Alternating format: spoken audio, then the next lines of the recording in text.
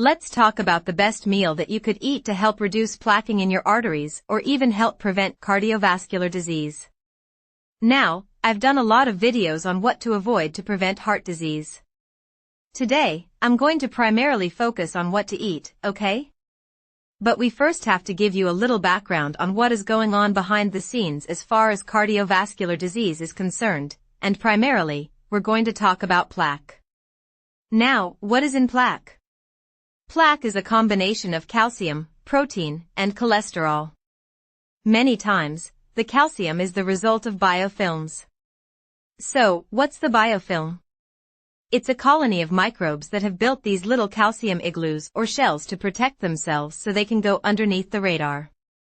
So, when you see calcium plaque in the arteries, underneath that plaque, there could be a microbial community. Biofilms tend to accumulate on roughened edges, right? If the arteries were nice and smooth and strong, they probably would never accumulate.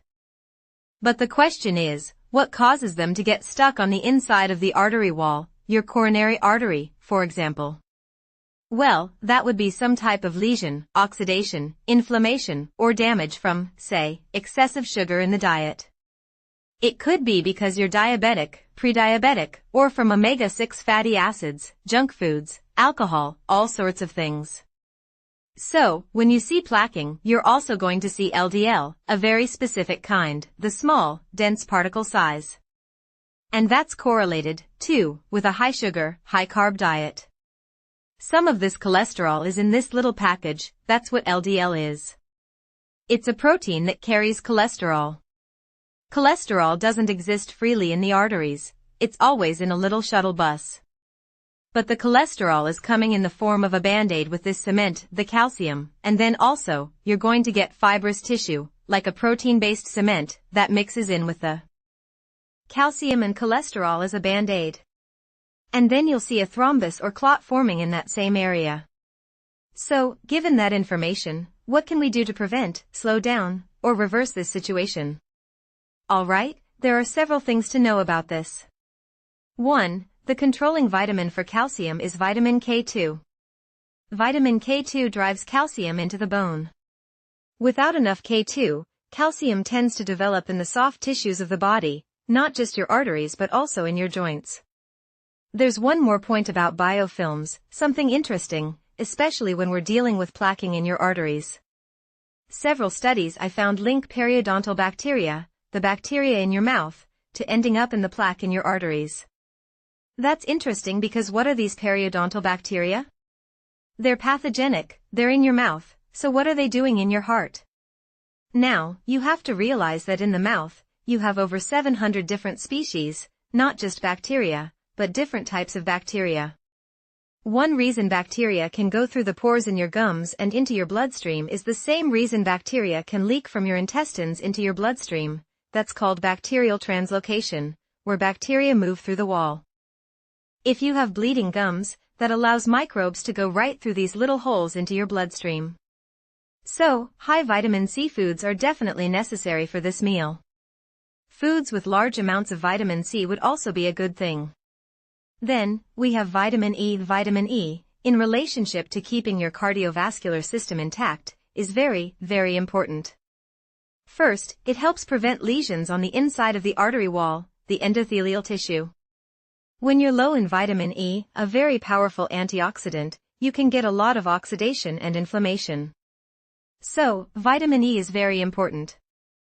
Also, it's important for the heart muscle itself, keeping oxygen levels high and preventing an actual heart attack. So, we have vitamin K2, very important. Vitamin C, very important. And vitamin E. Another important thing for the heart, especially to avoid lesions in the artery, is to keep your omega-6 fatty acids very low and your omega-3 very high. So, a really important thing in this meal should be omega-3 fatty acids. Alright, so what should this meal look like? Well, let's start from the top, omega-3 fatty acids. What food is very high in omega-3? That would be wild-caught salmon. If you include salmon in this meal, you're going to have a good amount of omega-3 fatty acids, which will support the arteries as well as the heart muscle itself. Having enough omega-3 will decrease inflammation in your arteries, and doing that can actually lower blood pressure as well.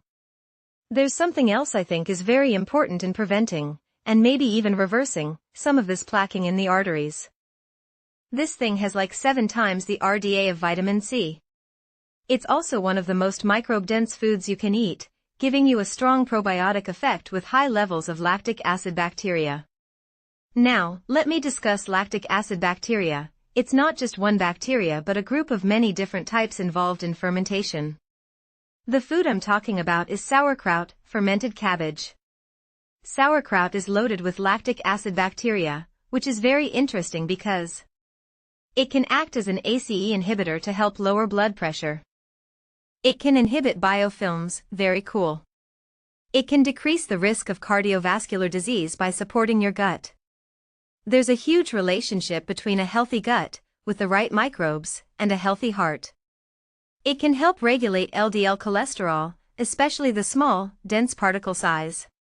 It enhances production of secondary bile salts, which help absorb more vitamin E, D, and K2, all fat-soluble and great for cardiovascular health. And it just so happens that sauerkraut is loaded with vitamin K2. Normally, vitamin K2 is found in hard cheeses and fats, but microbes can also make K2. To summarize, sauerkraut is a superfood for the heart because it supports the gut lining to prevent microbes from traveling into the heart.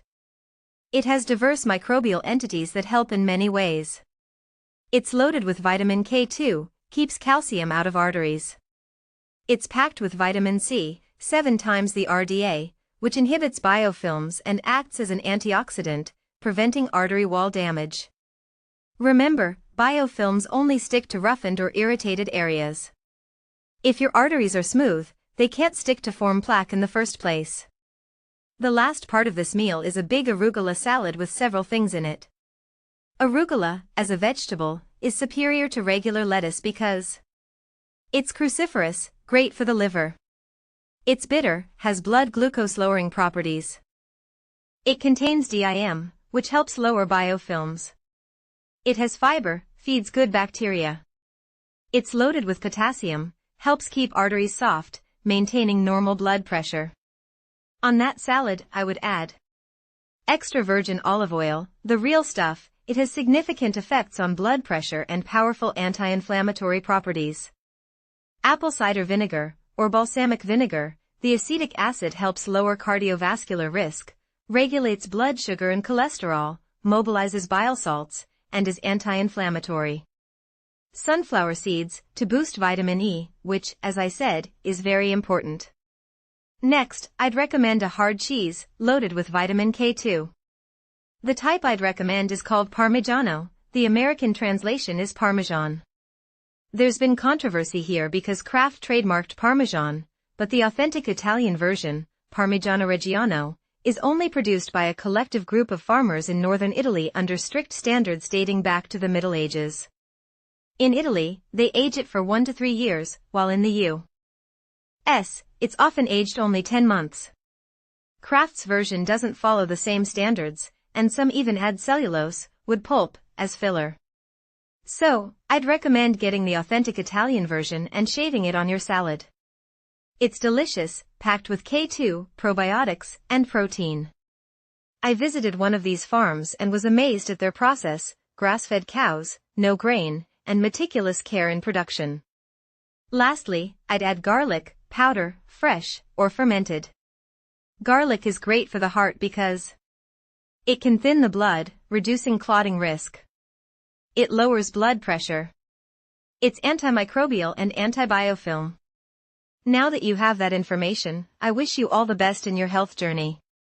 Good luck, see you in the next video.